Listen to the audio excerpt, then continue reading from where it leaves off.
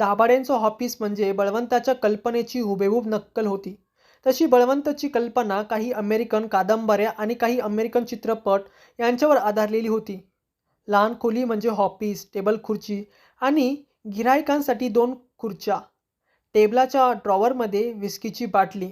टेबलावर पाय टाकून दारू पीत, सिगारेट फुकत एखादं गिऱ्हाईक येण्याची वाट पाहत बसणारा दाभाडे अगदी तसाच होता.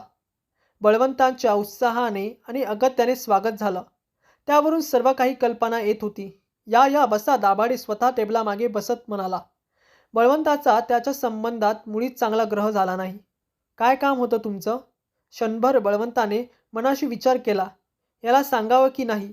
शेवटी त्याने विचार केला, एवी तेवी आलोच आहोत तर सांगायला काय हरकत आहे? त्याने पाकीट टेबलावर ठेवलं.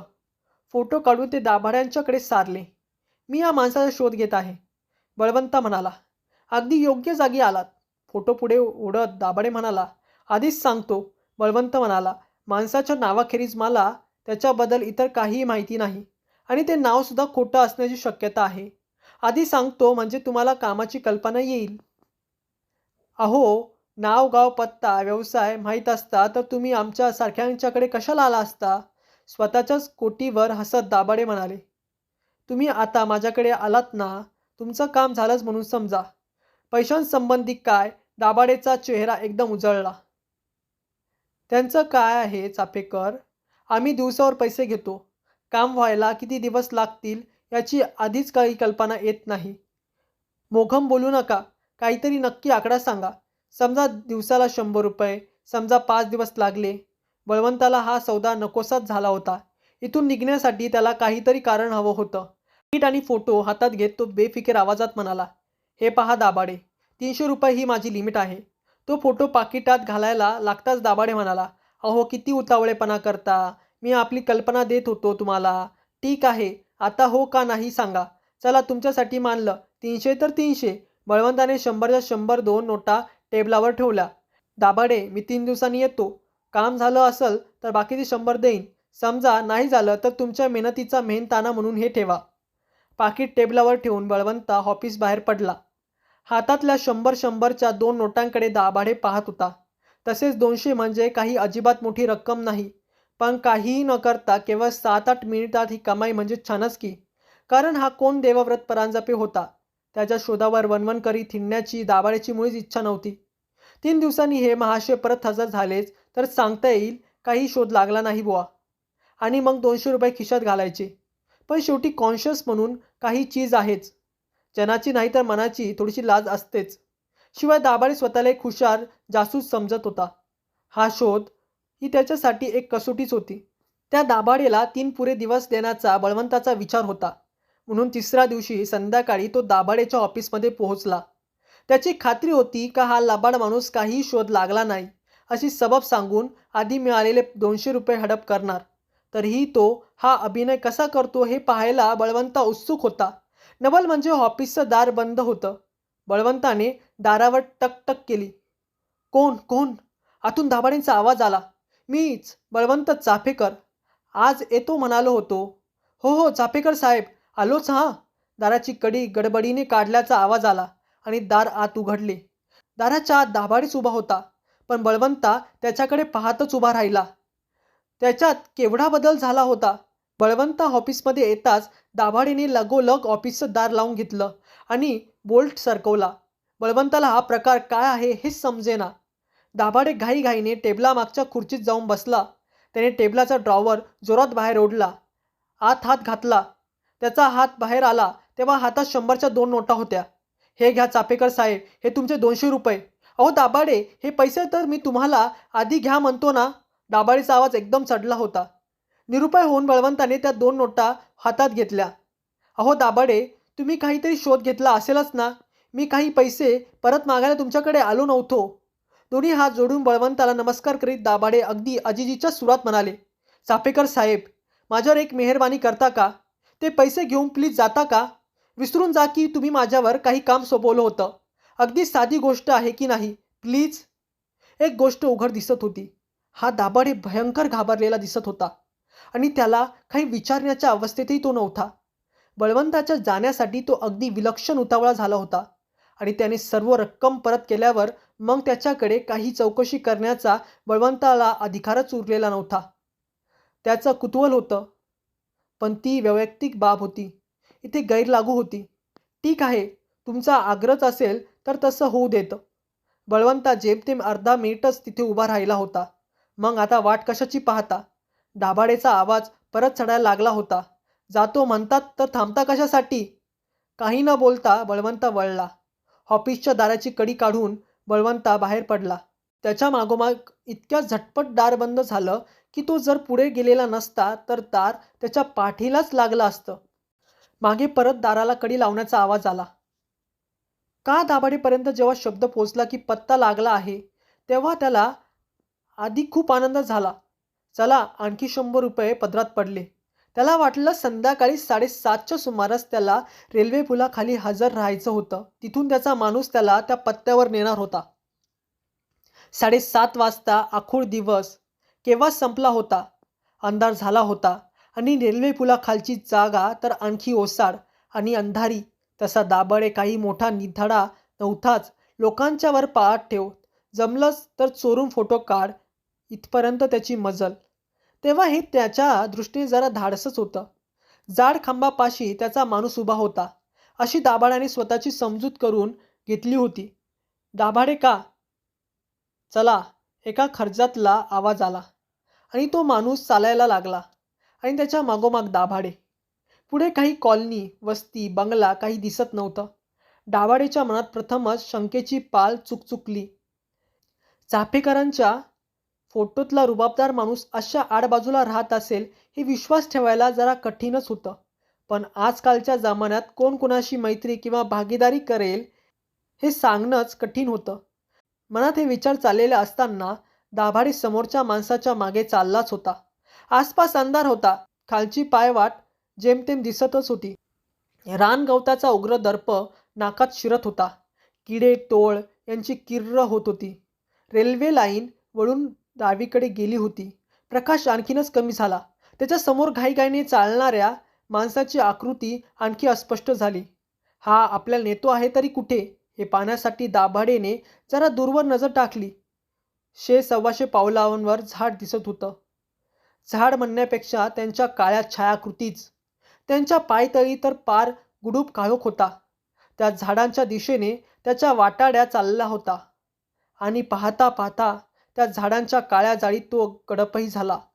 दाभाडे झाडांच्या रांगेपाशी आला आणि थांबला. आणखी पुढे जाणं शहाणपणाचं होईल का? ही जागा आणि हे वेळ सगळंच चमत्कारी, अनैसर्गिक वाटत होतं. अगदी समजा चाफेकराच्या फोटोतला तो माणूस त्या झाडीत असलाच आणि दाभाडेला तो दिसलाच, त्याचा काय फायदा होणार होता? दाभाडे काय त्या माणसाला बखोटीतला धरून आणणार होता का? अशक्यच. मग काय त्या चाफेकरला इथे आणणार होता? या भलत्या जागी तो स्वतः एखाद्या मूर्खासारखा आला होता. बाकीचे इतके मूर्ख खासच नसणार. मग काय उद्या त्या चाफेकरला इथे आणणार? त्याला स्वतःला तरी या जागेचा नेमका ठाव ठिकाणा माहीत होता का? आणि अगदी समजा चाफेकर त्याच्याबरोबर येतपर्यंत आलाच, तो माणूस काय त्यांची वाट पाहत झाडांखाली थांबणार होता की काय? ही सगळीच मूर्खाची गणितं होती. झाडांच्या काळ्या सावल्यांतून आवाज आला. दाभाडे, ए नाथ, तिथे कशाला थांबलास? हे कसलं भलतं आमंत्रण? त्या काळ्या सावल्यात जायचं?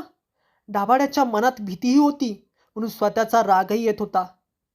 आणि अर्थात तो राग इतर कोणांवर तरी काढायला हवा होता.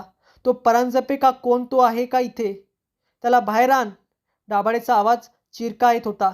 समजा खरोखरच तो परांजपे झाडाखालून बाहेर आला. दाभाडे काय करणार होता? कशापायी हे खोटं आव्हान? तो चाफेकर आणि तो परांजपे कोणाचे कोण? दाभाडेचा त्यात काय संबंध? 100-125 रुपयांकरता हे भलतंच साहस करायचं? त्याच्या आव्हानाला आतून काही प्रतिसाद येतो का याची तो वाट पाहत होता. काही वेळ शांतता तशीच राहिली. मग झाडांच्या सावल्यांतून एक हसण्याचा आवाज आला. कसलं हसणं? त्यात हसणाऱ्यालाही आनंद नव्हता आणि ऐकणाऱ्यालाही आनंद नव्हता. बाहेर आणू म्हणतोस? ठीक आहे. झाडांच्या सावलीत काहीतरी हालचाल दिसायला लागली. काहीतरी बाहेरच्या दिशेने पुढे सरकत होतं. आवाज येत होता पण पावलांचा वाटत नव्हता. असा कटकट आवाज यायला पावलं काय काट्यांचे असतात का? वरच्या झाडांच्या फांद्या हाताने धरून ते पुढे सरकत होतं. शेवटी दाभाडेचा धीर चुरमडला. नाही नाही, नको नको म्हणत तो गरकन वळला आणि आल्या दिशेने धावत सुटला. काय नजरबंद होत होती त्याला कळत नव्हतं. सारखा सारखा तो त्या झाडांकडेच पळत येत होता. दरवेळी वळत होता, जीव घेऊन पळत होता आणि दरवेळी समोर झाडीच येत होती. एकाएकी लांबवरून झाडीवर लख्ख प्रकाशाचा झोत पडला. रुळावरून गाडी येत होती. प्रकाश आणि आवाज घेऊन येत होती. त्या झाडीच्या तोंडाशीच काहीतरी होतं. ते सपाट्याने आत गेलं. हातापायांना बांधणाऱ्या दोऱ्या टटाटट तुटल्यासारखं दाभाडेला वाटलं. प्रकाशात तो मागे वळला आणि धावत सुटला. स्टेशन जवळ आलं होतं. गाडीचा वेग मंदावला होता आणि म्हणून रेल्वे पुलापाशी पोहोचेपर्यंत दाभाडेला प्रकाशाची आणि आवाजाची सोबत मिळाली. दाभाडे घरी परत आला होता तेव्हा घामाने चिंब झाला होता. परत आल्या आल्या त्याने आधी चांगली अर्धा ग्लास विस्की घेतली आणि कपडे बदलून बिछाना गाठला. तो चाफेकर आला की आधी त्याला त्याचे 200 रुपये परत करून टाकायचे आणि या प्रकरणातून अंग काढून घ्यायचं. दाभाडे मनाशी ठरवत होता. जर त्याला अंग काढून घेता आलं तर. हेही मनातच होतं. रात्री जे काही अनुभव आले ते भास होते का खरे होते का स्वप्न होतं? खरोखरच कुणीतरी दार हलकेच खटखटकावलं होतं. खरंच कुणीतरी दाराच्या फटीतून खसखसलं होतं. दाभाडे, दार उघड, नात्याला आणलं आहे का रात्रीत स्वप्न पडलं होतं? त्याला काही कळेनासच झालं होतं. रात्रीत कितीतरी वेळा डचकतून जाग आली होती. घोटभर पाणी पिऊन तो परत आडवा झाला होता. दुसऱ्या दिवशी सकाळी 10लाच तो ऑफिसमध्ये हजर झाला होता. तो चाफेकर सकाळीच आला तर छान. त्याला वाटलं होतं एकदा त्याचे पैसे परत केले की प्रकरणाचा शेवट होईल. त्याला वाटलं होतं. पण सकाळी चाफेकर आलाच नाही. संध्याकाळ झाली. दिवस संपत आला तरी त्याचा पत्ता नाही. दाभाडेचा जीव कासावीस झाल्यासारखं वाटत होतं. पण शेवटी संध्याकाळी तो चाफेकर आला एकदाचा. तो पैसे घेऊन ऑफिस बाहेर गेला आणि दाभाड्याने हुश्श करीत खुर्चीत अंग टाकून दिलं. त्याला एकदम इतकं हलकं आणि सुटल्यासारखं वाटत होतं. आधी हा तपास हाती घेतला हाच मूर्खपणा केला होता त्याला वाटलं. पण सुरुवातीस अशी कल्पना असणार की या प्रकरणाची पाळंमुळं अशी खोल नको तिकडे अंधारात जात असतील. नशीब की त्याला वेळेवर शहाणपण सुचलं होतं आणि वेळीच त्याने अंग काढून घेतलं होतं. त्या खुशीत त्याने झकास जेवण घेतलं. मग एका बारमध्ये रात्री 12 वाजेपर्यंत वेळ मजेत काढला आणि सावकाश सावकाश तो घरी परत आला. बाहेरच्या दारापर्यंत अंगणातल्या दिव्याच्या प्रकाशात पोहोचत होता. ड्रिंकच्या प्रभावाखाली हालचाली जराशा मंदावल्या होत्या. पण जराशाच. भान व्यवस्थित शाबूत होतं. त्याने दार उघडलं.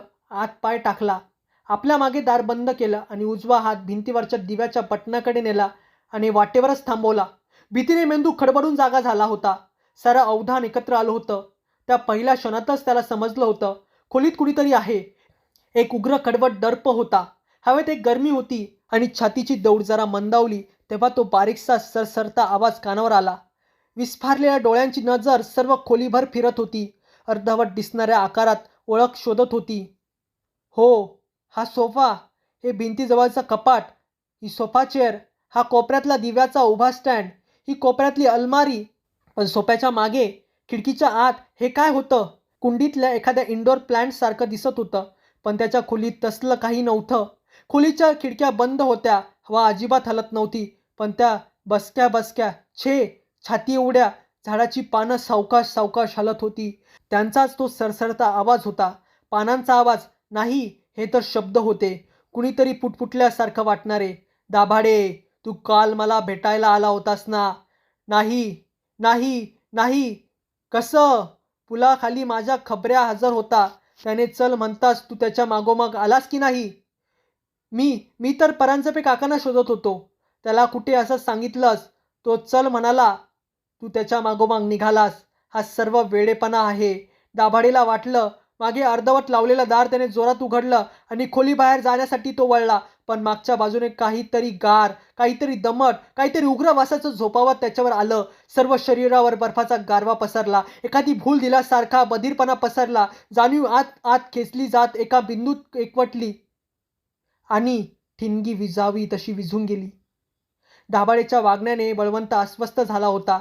शोध केला पण पत्ता सापडला नाही. 200 रुपये खिशात घालण्यासाठी दाभाडेकडून ही सबब अपेक्षित होती आणि त्याचा बळवंताला नवल वाटलं नसतं. नवल वाटलं ते या गोष्टीचं. 200 रुपये बळवंताला परत करण्यासाठी दाभाडे किती उतावीळ झाला होता. किती अधीर झाला होता. जणू काही अगदी जीवन मरणाचीच ती गोष्ट होती. हा काय प्रकार होता? 200 रुपये सुखासुखी परत करण्यासारखी दाभाडेची परिस्थिती खासच नव्हती.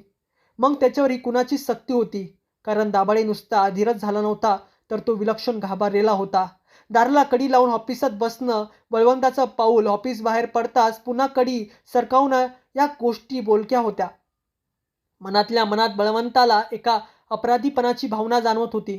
किरकोळ काम करून पोट भरणारा हा दाभाडे, आपल्यामुळे तर त्याच्यावर अशी आपत्ती आली नाही ना. तशी गोष्ट साधी होती, निदान दिसायला तरी साधी. एका व्यक्तीचा शोध घेणं, समाजात हे सततच चालू असतं. मग या खेपेस त्याला विशेष काही होतं का? बऱ्याच गोष्टी होत्या, ज्याचं नीट स्पष्टीकरण होऊ शकत नव्हतं.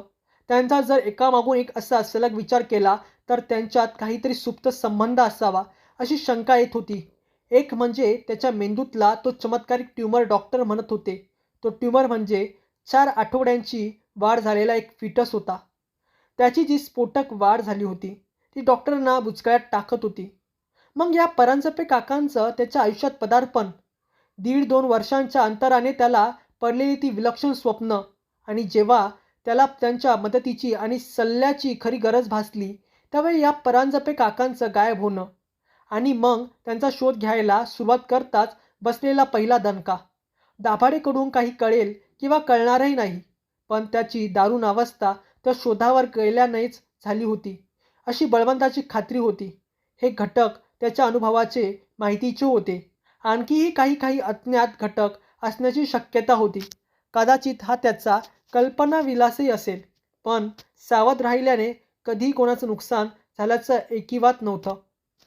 तेव्हा दुसऱ्या सकाळी 9च्या सुमारास तो दाभाडेच्या ऑफिसच्या पत्त्यावर हजर झाला. ऑफिसच्या दाराला कुलूप पाहून त्याची जराशी निराशाच झाली. शेजारच्या ब्लॉकचं दार उघडं दिसलं. बळवंताने दारावरची घंटी वाजवली. एक पोर सौदा इसमाने दार आणखी उघडलं. हे दाभाडे आले नाहीत अजून? बळवंताने विचारलं. तो इसम बळवंताकडे जरा चमत्कारिक नजरेने पाहत होता. का हो, काही विशेष आहे का? बळवंताने विचारलं. त्याच्याकडे माझं लहानचं काम होतं. दाभाडे आले नाहीत म्हणजे यायचे नाहीत म्हणजे? अहो नीट सांगा की. त्यांच्या शेजारच्यांचा फोन आला होता. सकाळी शेजारी म्हणत होता की दाभाड्यांचा मृत्यू झाला आहे. काय? बळवंताला हे अगदी पूर्णपणे अनपेक्षित होतं. हो, आम्हालाही धक्काच बसला. चांगला तरणा बांड माणूस. त्यांचा पत्ता माहीत आहे का? तिकडे जायला हवं मला. त्या माणसाने अंदाजाने पत्ता सांगितला. बळवंताने तसाच निघाला. पत्ता सापडायला कठीण नव्हता, आणि त्या दारासमोरची गर्दी लांबवरूनच दिसत होती. रस्त्याच्या कडेला शववाहिका होती. पोलिसांची निळी व्हॅनही होती. म्हणजे प्रकरण साधं दिसत नव्हतं तर. बघणाऱ्यांच्या घोळक्यात बळवंतही जाऊन उभा राहिला. दाभाडेच्या शेजारच्या जागेतला माणूस काहीतरी मोठ्या मोठ्याने सांगत होता. बळवंत आणखी पुढे गेला. अहो, हो ना, पहाटेसच आपला रोजचा नियम आहे फिरायला जायचा. यांच्या दारापाशी येतो तो काय, दार उघडं, आणि ते दारातच अर्धवट पडलेले. तो माणूस सांगत होता. त्याचा प्रत्येक शब्द आसपासची माणसं अगदी लक्ष देऊन ऐकत होती. म्हणतात ना, प्रत्येकालाच आयुष्यातला काहीतरी प्रसिद्धीच्या शोधात 15 मिनिटं मिळतात. ही त्याची 15 मिनिटं होती, आणि त्यातल्या प्रत्येक क्षणाचा तो अगदी पुरेपूर आस्वाद घेत होता. आधी हाक मारली, अहो दाभाडे, पण काही रिस्पॉन्सच नाही हो. मग जवळ जाऊन पाहतो तर हे पालथे पडलेले, आणि पाठीवर लाल डाग. मानेला वर करून पाहिलं तर पाठीवर सगळीकडे लाल व्रण. एखादी काटेरी जाळी पाठीवर दाबली तर उठतील ना तसे लहान लहान व्रण. मानेला हात लावून पाहिलं तर शरीर बर्फासारखं गार पडलेलं. मग मात्र पोलिसात खबर दिली. त्याच्या आसपासचा पहिला घोळका हलला, पण त्याची जागा दुसऱ्या लोकांनी घेतली. पुन्हा त्याचं वर्णन सुरू झालं. बळवंता मागे सरला. दाभाडेचं शव एव्हाना शववाहिकेत ठेवलं होतं. मरणोत्तर तपासणीसाठी त्यांच्या लॅबमध्ये नेतील. काय निष्कर्ष निघायचे ते निघतील. पण त्याने ऐकलं होतं तेवढं काय पुरेसं नव्हतं का? पाठीवर काटेरी जाळी, दाबल्यासारख्या जखमा, आणि शेवटी मृत्यू. साधी साधी काम करून आपलं पोट भरणारा हा दाभाडे बळवंतामुळेच या भलत्या लफड्यात सापडला होता, आणि शेवटी प्राण गमावून बसला होता.